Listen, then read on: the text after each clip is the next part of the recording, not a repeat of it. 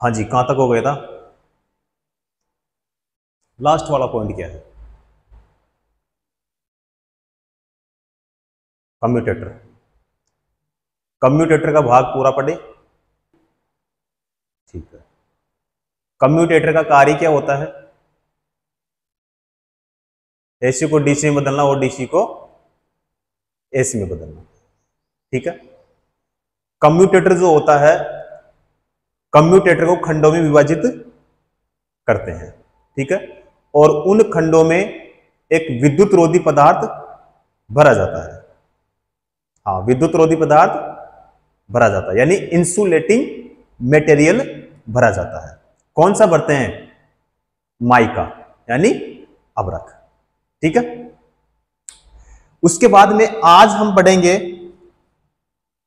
Brush. क्या पढ़ेंगे भाई? ब्रश पढ़ेंगे। ब्रश जो होता है, इस ब्रश को ब्रश होल्डर में, ब्रश होल्डर में लगाते हैं। ठीक है। ब्रश को कहां लगाते हैं भाई? ब्रश होल्डर में लगाते हैं। दूसरा, ये जो ब्रश होता है ये किसका बना होता है? तो यहां पे दो कंडीशन है। एक है छोटी मशीन,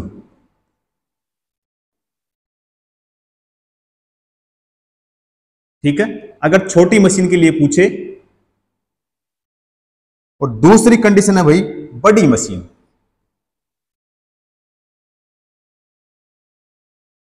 कि बड़ी मशीन में ब्रश किसके बने होते हैं? तो ध्यान रखना, अगर छोटी मशीन के लिए पूछे कि छोटी मशीन जो होती है उसमें किस प्रकार के या फिर किसके ब्रश प्रयोग में लिए जाते हैं, तो इसमें कार्बन के, कार्बन ब्रश प्रयोग करते हैं। किसमें भाई? छोटी मशीन में। अगर बड़ी मशीन के लिए पूछे तो बड़ी मशीन में आपको बताना है कार्बन प्लस, कार्बन प्लस तांबा। ठीक है। या फिर कार्बन प्लस ग्रेफाइट। अगर छोटी मशीन के लिए पूछे तो छोटी मशीन में किस प्रकार के ब्रश प्रयोग करते हैं? Carbon brush. ठीक है। और बड़ी मशीन के लिए पूछे तो कार्बन प्लस तांबा या फिर कार्बन प्लस ग्रेफाइट। उसके बाद में ये जो ब्रश होता है, इस ब्रश का कार्य क्या होता है? इस ब्रश का कार्य क्या होता है? अब देखो, कम्यूटेटर था, कम्यूटेटर का कार्य क्या था? एसी को डीसी में बदलना। ठीक है। और डीसी को एसी में बदलना। अब ये जो कम्यूटेटर एसी को डीसी में बदलेगा तो उस कम्यूटेटर के ऊपर ब्रश लगे होते हैं। क्या लगे होते हैं? ब्रश। अब ब्रश का कार्य क्या होता है कि कम्यूटेटर से क्या करेगा? धारा लेगा। ठीक है। यानी कम्यूटेटर से धारा लेके और बाह्य परिपथ को प्रदान करता है। ठीक है। तो इसमें लिखो कि ब्रश कम्यूटेटर से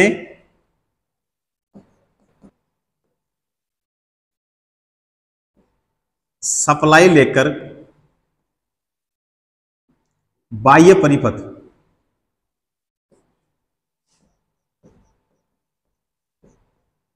बाह्य परिपथ को क्या करता है भाई? प्रदान करता है। कौन? ब्रश। ठीक है।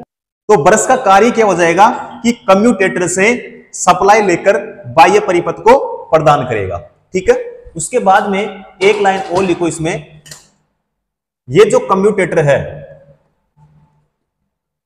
कार्बन ब्रश को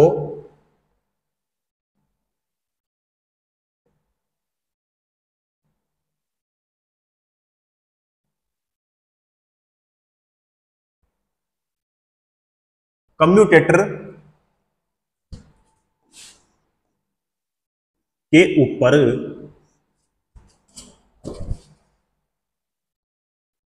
0.1 किलोग्राम प्रति सेंटीमीटर स्क्वायर से 0.25 किलोग्राम प्रति सेंटीमीटर स्क्वायर तक दबाव रहना चाहिए। दबाव कितना रहना चाहिए? 0.1 केजी प्रति सेंटीमीटर स्क्वायर से 0.25 केजी प्रति सेंटीमीटर स्क्वायर तक दबाव रहना चाहिए। उसके बाद में एक लाइन और लिखो इसमें कि ये जो ब्रश होते हैं, इन ब्रशों को कब बदलना चाहिए? तो लिखो, जब इसका 1/3 भाग, कितना भाई? 1/3 भाग घिस जाए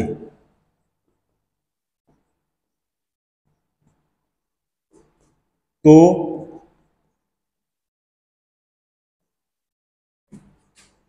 बदल देना चाहिए। दूसरी लाइन ये लिखो, जब इसका, कब बदलना चाहिए? जब इसका भाग 1/3 भाग घिस जाए तो इसको बदल देना चाहिए। दूसरी लाइन ये है, जब इसका 2/3 भाग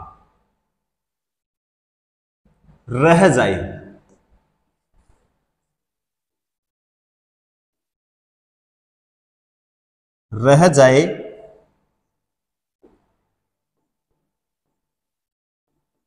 तो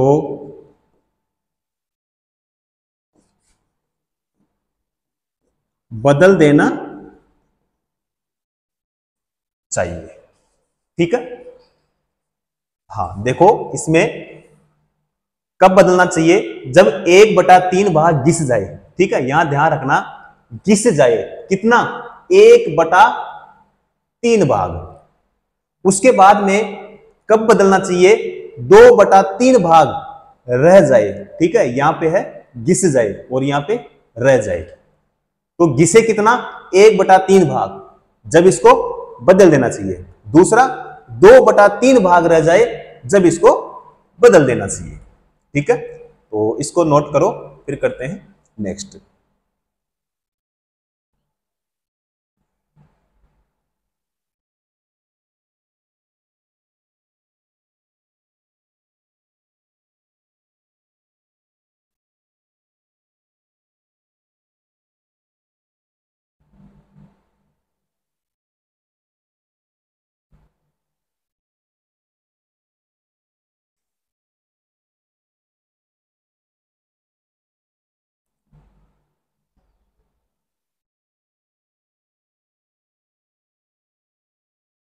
चलूं?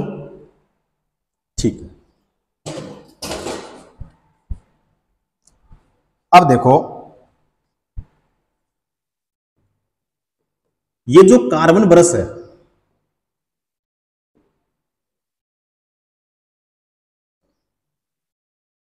ये जो कार्बन ब्रश है, इनका प्रयोग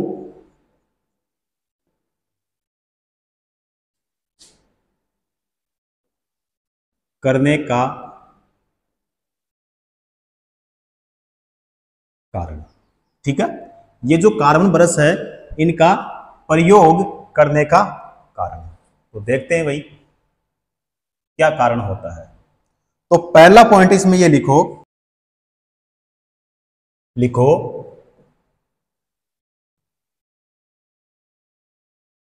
कार्बन एक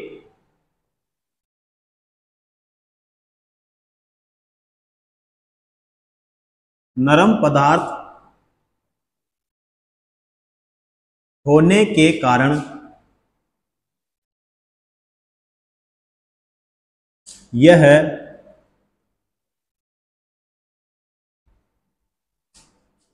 खुद घिस जाता है। खुद घिस जाता है लेकिन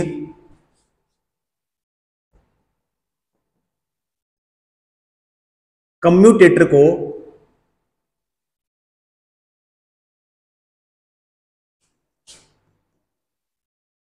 नहीं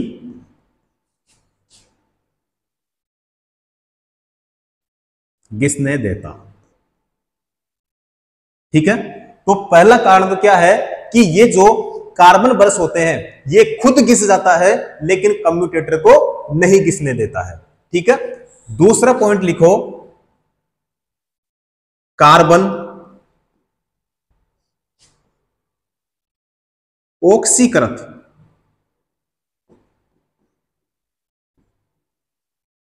ऑक्सीकृत नहीं होता है।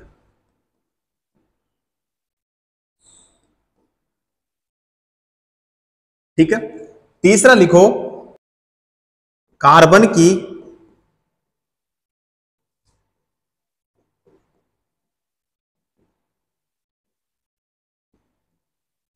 विद्युत धारा वहन क्षमता कितनी होगी? तो 4 एम्पियर से 6 एम्पियर प्रति वर्ग सेमी होती है। सेमी होती है।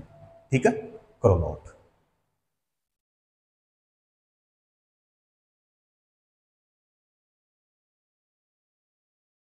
करो भाई नोट।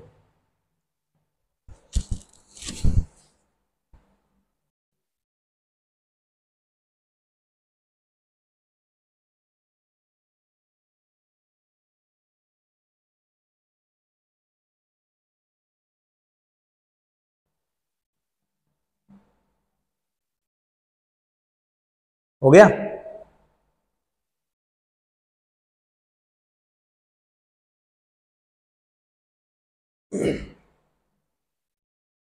चलो,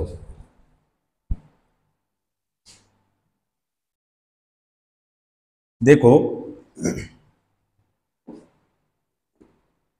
आगे पढ़ेंगे हम ब्रश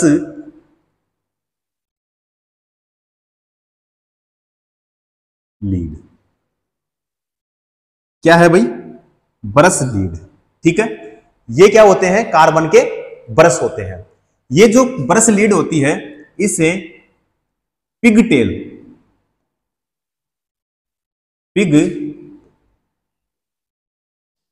टेल भी कहते हैं। क्या कहते हैं? पिगटेल भी कहते हैं। ठीक है, यानी ये जो कार्बन का ब्रश होता है ऐसे होता है भाई, है ना? ये देखो डायग्राम में यहां पे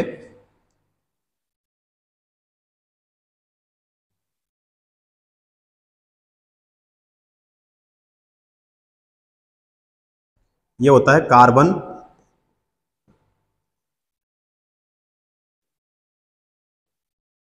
ब्रश। ठीक है, और यहां पे ये एक वायर होता है और इस वायर को बोलते हैं फ्लेक्सिबल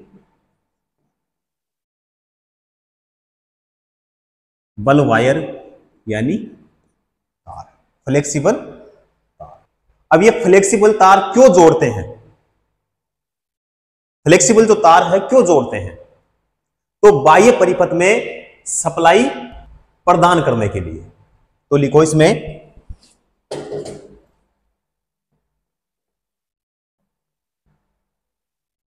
बाह्य परिपथ में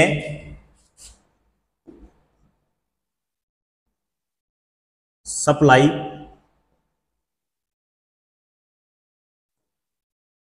प्रदान करने के लिए। ठीक है, फ्लेक्सिबल वायर क्यों जोड़ते हैं? तो बाह्य परिपथ में सप्लाई प्रदान करने के लिए। ठीक है, करो इसको नोट।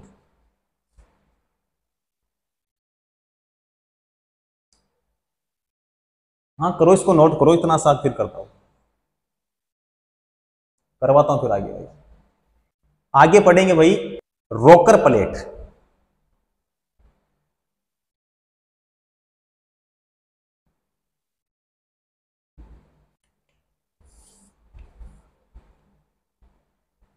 चलो भाई आगे है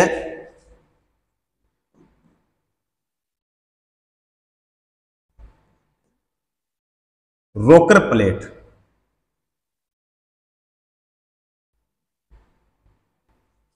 और क्या बोलते हैं इसको? रोकर आर्म। देखते हैं जी क्या होती है, रोकर प्लेट क्या होती है। तो इसमें लिखवा देता हूं, तो लिखो यह है छल्ले की आकार जैसी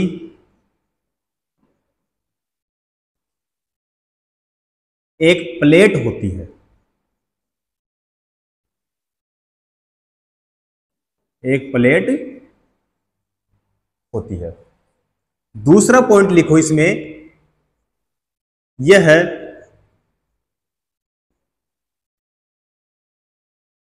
फ्रंट एंड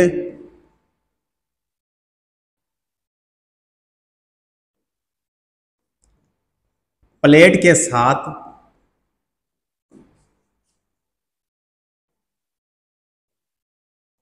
बोल्ट्स के द्वारा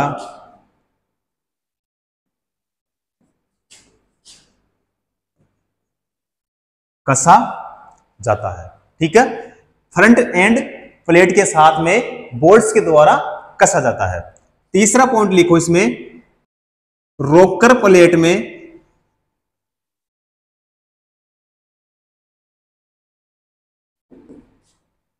स्टड यानी लंबे खांचे बने होते हैं,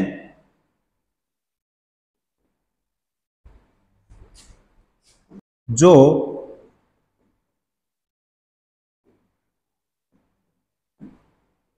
बोल्ट्स को ढीला करके बोल्ट्स को ढीला करके, एक सेकेंड, बोल्ट्स को ढीला करके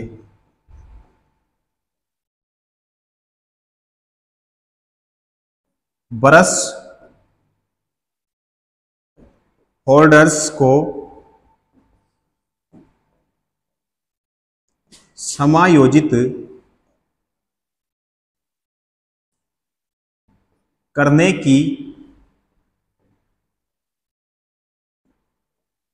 सहायता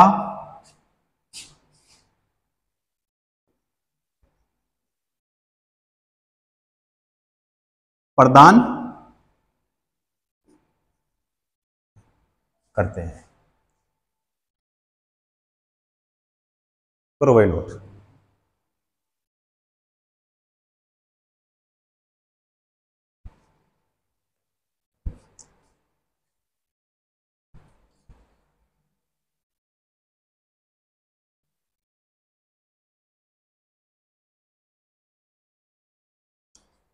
करो भाई नोट करो।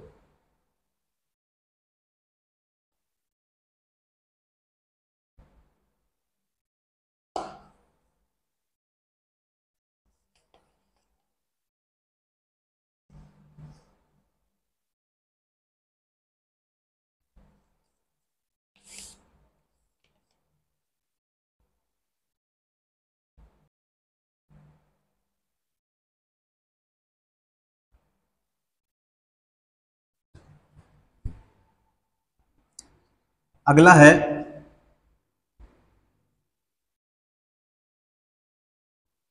And cover. ठीक है, इसे एंड प्लेट भी कहते हैं।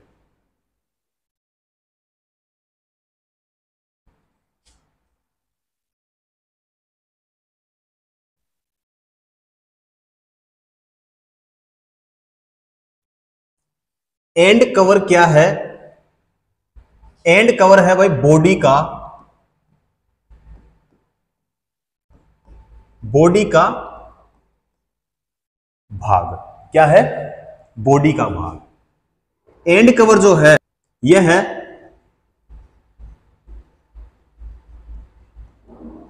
मशीन के दोनों तरफ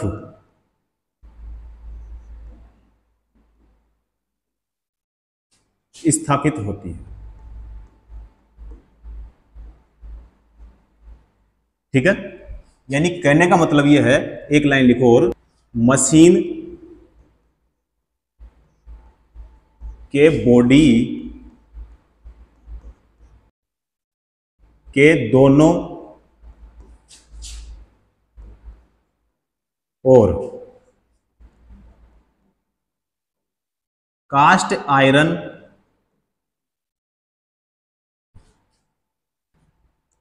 आयरन से बने ढक्कन, हाँ ढक्कन है भाई, ढक्कन ना, बने ढक्कन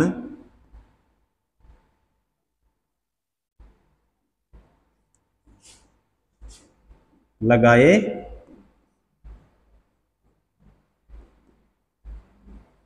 जाते हैं।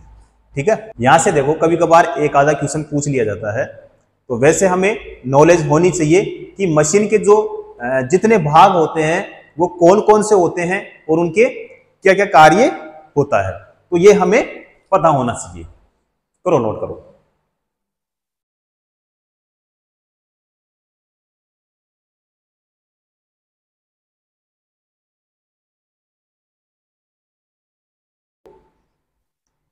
इस एंड कवर में इसमें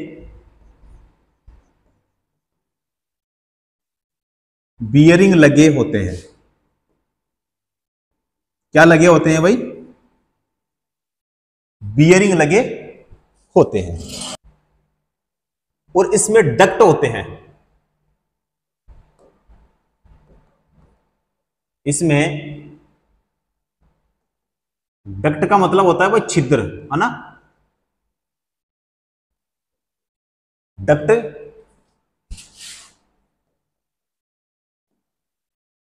होते हैं।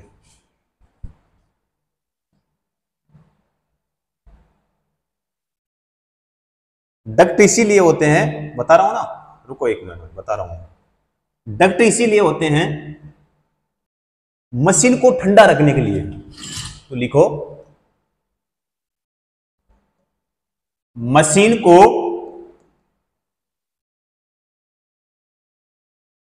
ठंडा रखने के लिए।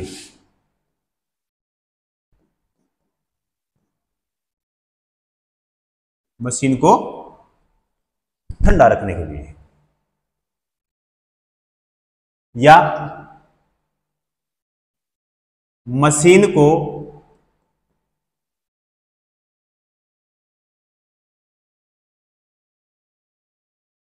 शीतलन के लिए।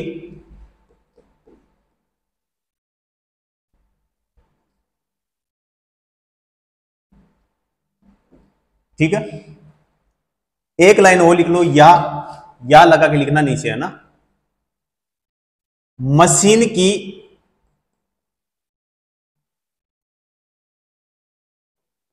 उष्मा को बाहर निकालने के लिए।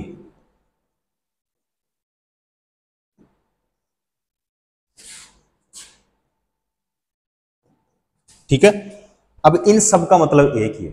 ठीक है, डक्ट क्यों होते हैं, छिद्र क्यों होते हैं? तो मशीन को ठंडा रखने के लिए। दूसरा है, या लगा के लिखना, मशीन को शीतलन के लिए, तो भी बात वही है। फिर तीसरा, या लगा के लिखना, मशीन मशीन की जो उष्मा है उस मशीन की उष्मा को बाहर निकालने के लिए ये छिद्र यानी डक्ट होते हैं। ठीक है, तो इनका सबका मतलब एक ही है, लेकिन एग्जामिनर है क्वेश्चन कैसे भी दे सकता है घुमा के, इसलिए मैंने ये सारी चीजें आपको नोट करवाया है। इसको करो नोट। उसके बाद में बात करते हैं कि ये जो एंड प्लेट होती है ये कितने प्रकार की होती है।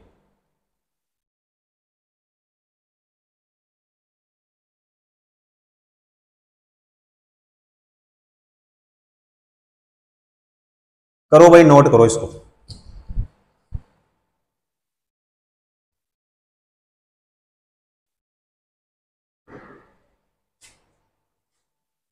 चलो जी, अब देखते हैं कि जो एंड कवर है ये कितने प्रकार की होती है। एंड कवर जो है दो प्रकार की होती है। पहली होती है फ्रंट एंड कवर और दूसरी होती है रियर एंड कवर होती है। तो पहली है, देखो क्या पढ़ रहे हैं, एंड प्लेट।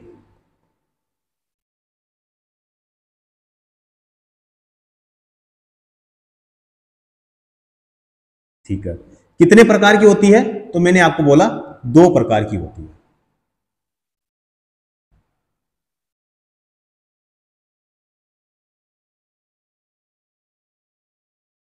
कौन कौन सी होती है? एक तो होती है फ्रंट एंड कवर, यानी फ्रंट एंड कवर जो होती है ना, ये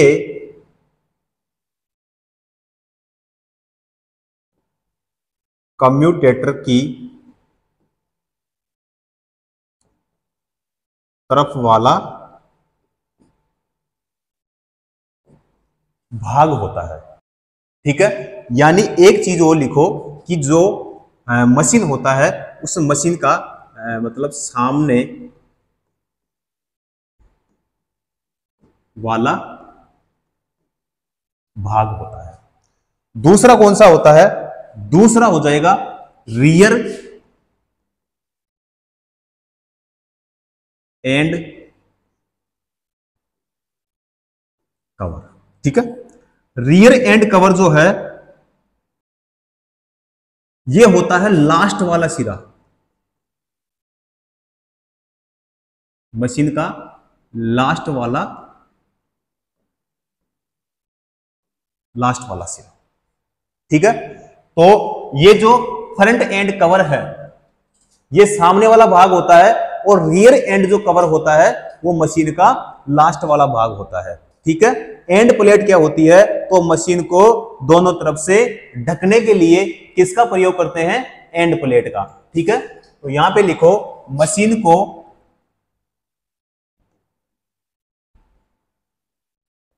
दोनों तरफ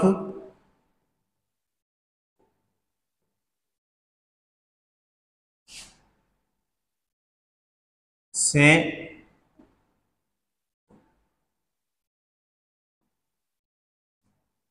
ढकने के लिए किसका प्रयोग करते हैं?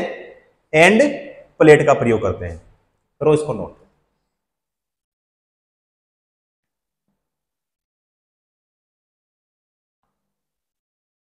करो भाई।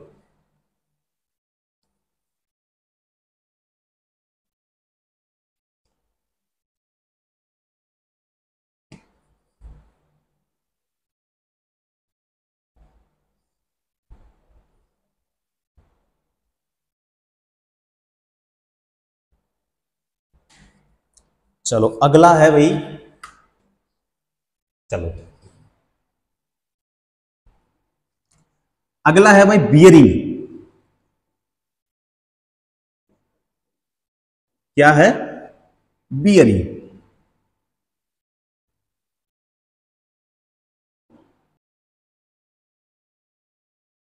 तो इसमें लिखो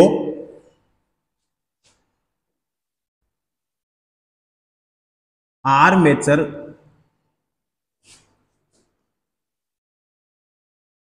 शाफ्ट को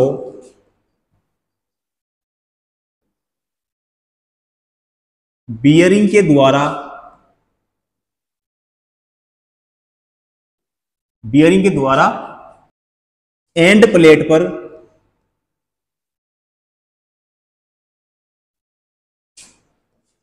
कसा जाता है।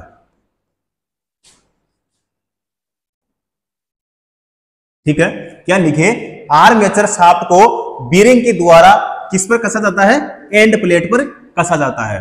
दूसरा पॉइंट लिखो इसमें कि जो छोटी मशीनों में बियरिंग प्रयोग करते हैं, छोटी मशीन और इधर हो जाएगा बड़ी मशीन। तो बड़ी मशीनों में कौन से करते हैं? छोटी मशीनों में लिखो बुश बियरिंग। कौन सा भाई? Bush bearing. इसमें कौन सा हो जाएगा? बुश। इसमें कौन सा हो जाएगा? Ball bearing.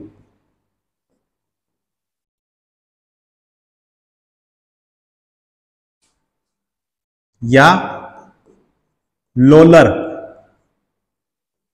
बियरिंग।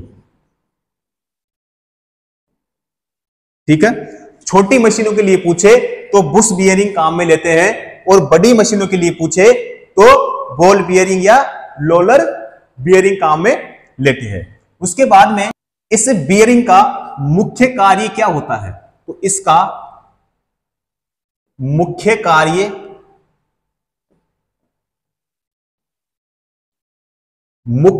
क्या हो जाएगा इसका? तो लिखो भाई इसमें बियरिंग के द्वारा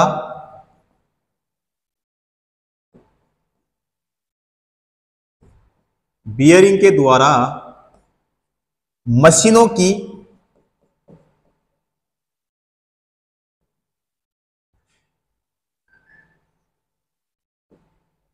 घूर्णन गति क्या की जाती है भाई? तेज की जाती है।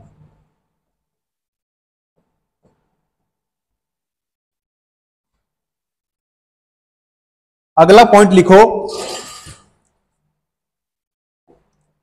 इसमें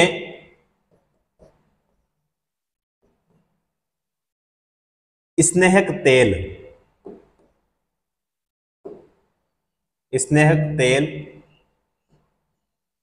या सिंथेटिक ऑयल। कौन सा ऑयल? सिंथेटिक।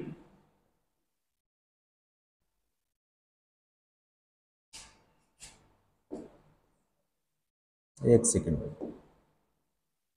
सिंथेटिक है ना,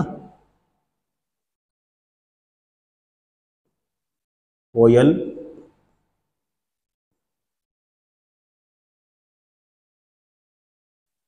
का उपयोग किया जाता है। ठीक है, कौन से ऑयल का? एक तो स्नेहक तेल और दूसरा सिंथेटिक ऑयल। ठीक है, काम में क्यों लेते हैं? इसका मुख्य कार्य क्या है बियरिंग का? कि जो मशीनें होती है, उन मशीनों की जो गति होती है, उस गति को तेज करने के लिए इसका यूज करते हैं। करो नोट।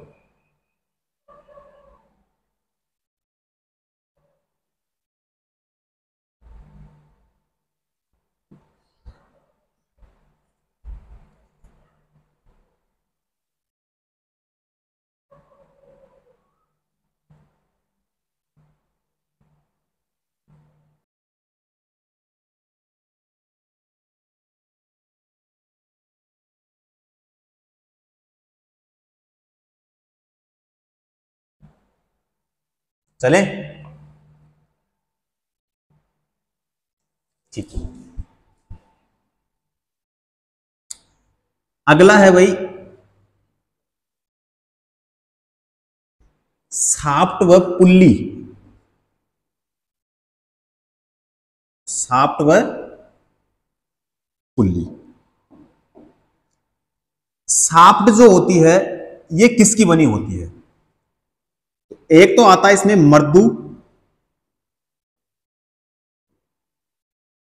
इस्पात। मृदु इस्पात नहीं मिले तो आपको क्या करना है? Mild steel. पुल्ली के लिए पूछे तो पुल्ली किसकी बनी होती है?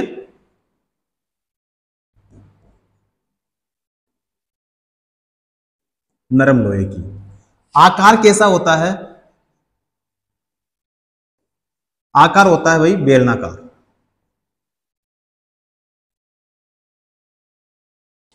आकार कैसा हो जाएगा? बेलनाकार।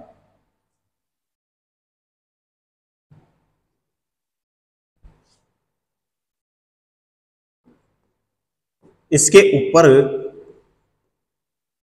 इसके ऊपर आर्मेचर तथा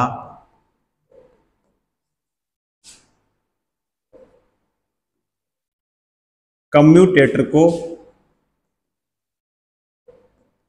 स्थापित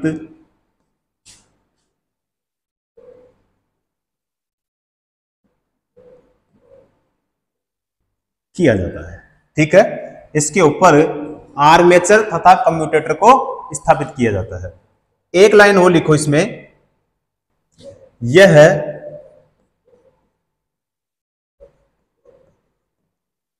बियरिंग की सहायता से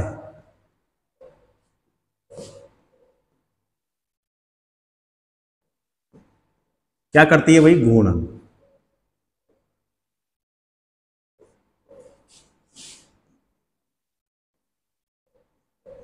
ठीक है, एक छोटी सी लाइन और लिख लो भाई।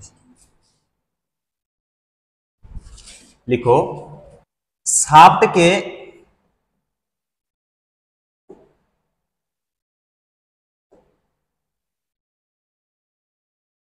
शाफ्ट के एक सिरे पर पुल्ली कस दी जाती है।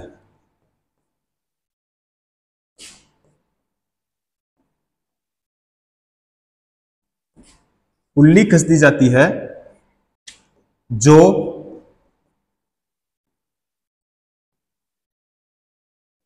टरबाइन से जुड़ी होती है। टरबाइन से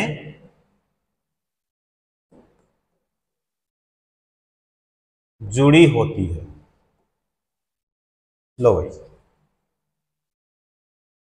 करो नोट।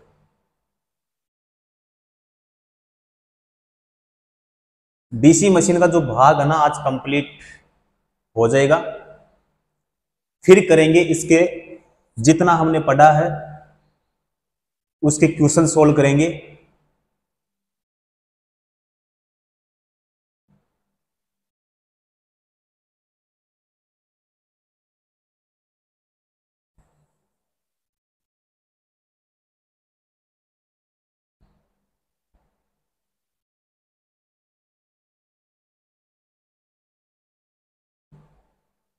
चलो ठीक है।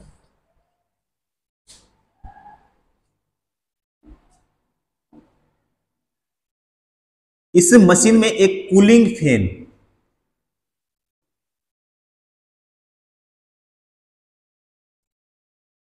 फैन का भी भाई प्रयोग करते हैं। अब क्यों करते हैं?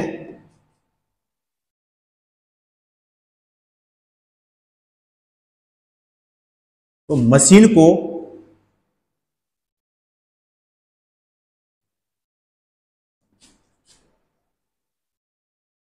ठंडा रखने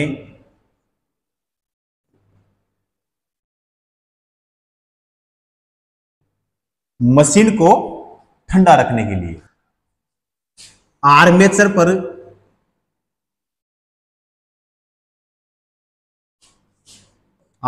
पर कम्यूटेटर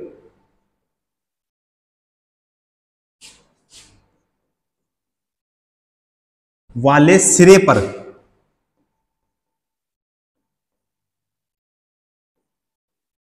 एक कास्ट आयरन का बना पंखा लगाया जाता है। ठीक है।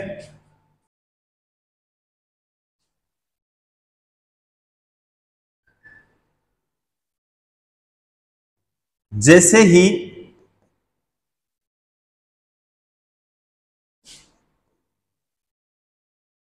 आर्मेचर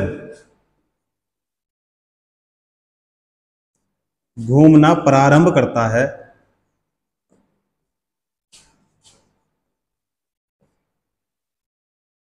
यह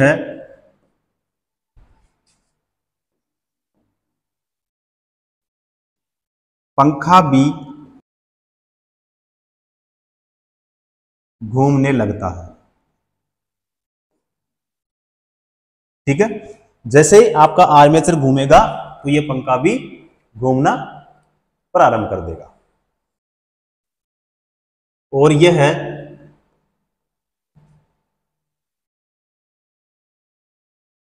ठंडी हवा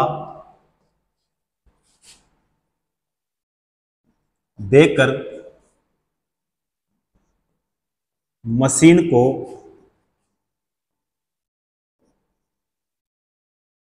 ठंडा रखता है ना। देखो,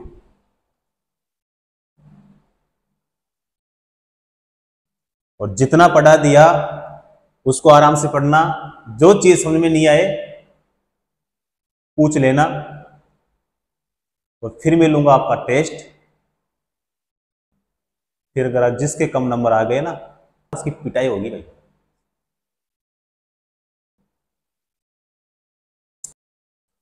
चलो जी,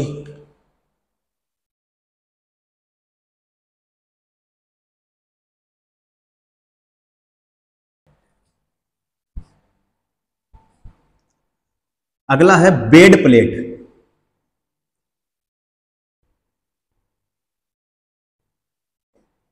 बेड प्लेट, देखो ये है हमारी मशीन। ठीक है, मशीन की ये वाला जो भाग है, सॉरी एक सेकंड, मशीन का ये वाला जो भाग है इसको बोलते हैं बेड प्लेट। क्या बोलते हैं? Bed plate.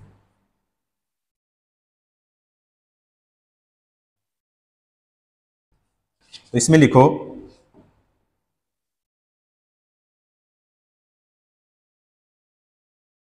मशीन के आधार को क्या कहते हैं? Bed plate. बनी किसकी होती है? जिसकी मशीन बनी होगी। ठीक है, कास्ट आयरन की। ठीक है, अब छोटी मशीन है तो कास्ट आयरन, बड़ी मशीन है तो कास्ट स्टील। इसे बोल्ट्स के द्वारा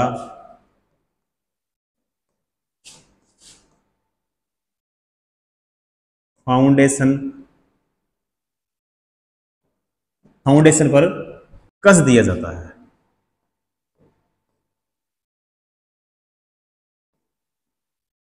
कस दिया जाता है। करो भाई नोट।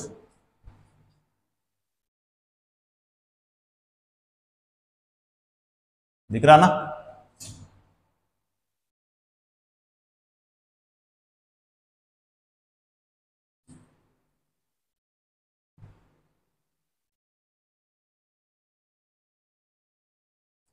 इधर लिखो आई बोल्ट।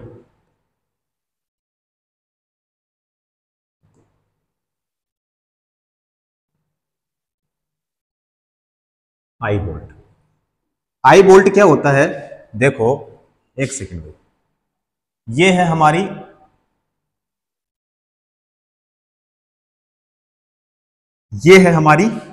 मशीन की बॉडी। ये वाला जो भाग होता है ना, ये वाला भाग, इसको बोलते हैं आई बोल्ट। आई बोल्ट का कार्य क्या होता है कि मशीन को उठाने के लिए। ठीक है, तो इसको बोलते हैं भाई आई बोल्ट।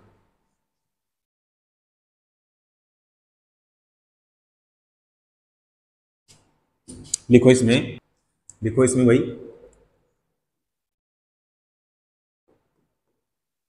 मशीन को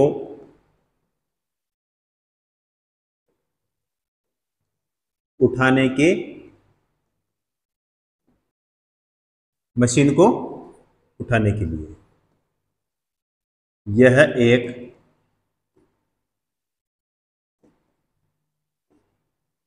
गोल छिद्र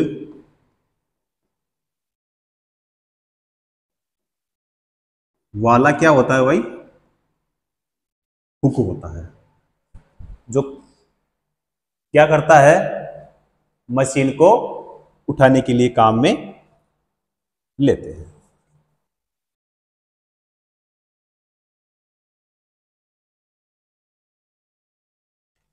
टर्मिनल बॉक्स, टर्मिनल बॉक्स, देखो टर्मिनल बॉक्स क्या होता है, यह है मशीन की बॉडी, स्टेटर, योक, फ्रेम, ठीक है। ये होता है टर्मिनल बॉक्स होता है, ठीक है, जहां से सप्लाई अंदर बाहर।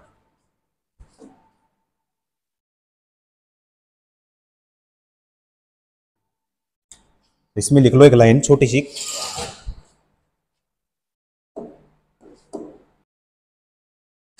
वह बॉक्स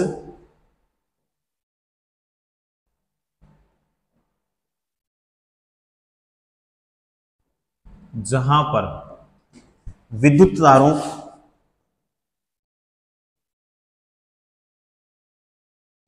तारों का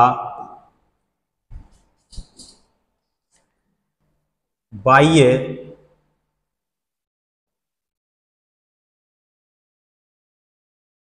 परिपथ तथा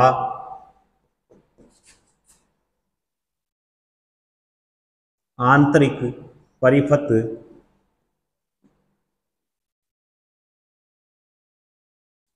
बाह्य परिपथ तथा आंतरिक परिपथ से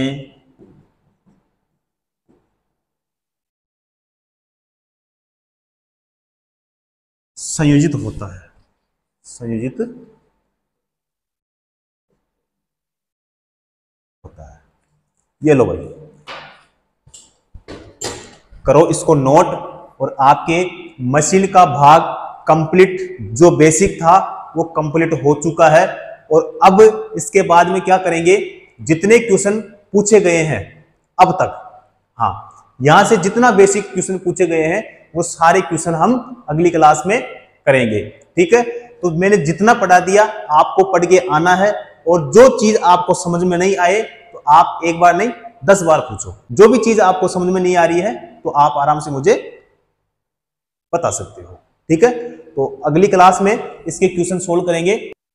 तो इसमें जिसके भी कोई दिक्कत हो, किसी भी प्रकार की कोई चीज समझ में नहीं आई हो तो मुझे बता देना, ठीक है। और जितने पॉइंट इस मशीन के भाग में बनते हैं वो सारा मैंने आपको कंप्लीट करा दिया है, ठीक है। तो कर लो इसको नोट, बाकी क्या करते हैं भाई नेक्स्ट क्लास में, ठीक है।